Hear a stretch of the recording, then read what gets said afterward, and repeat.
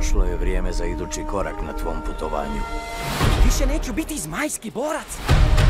Znaj da ćeš postati duhovni vođa Doline Mira. Unutarnji mir. Unutarnji mir. Drži bocku u svom ćošku.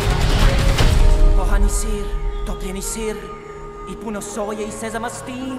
Ovo uopće nema smisla. Od Dreamworksa. Tai Lang, veliki sam fan. Kada kung fu svakog zlikovca bude moj, nitko neće propitkivati moju moć.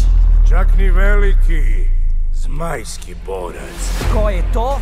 Najmoćnija mjenjolika čarobnica, ona kameleon. A kako da nađem nju, kameleon?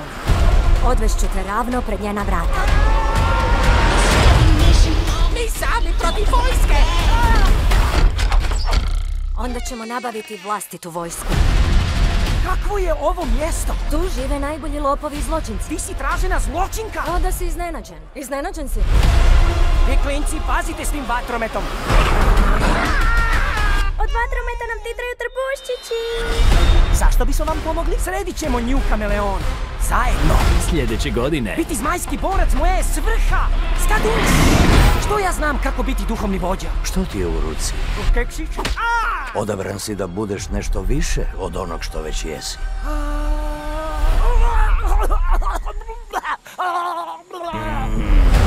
Kako ćemo ovo? Brzo i bezbolno? Ili sporo i bolno?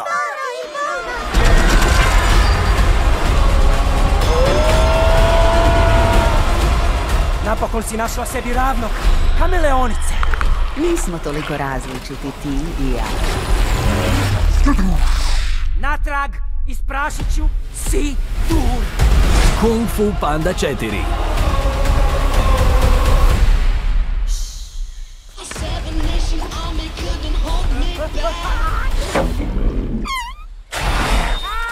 Uskoro u kinima.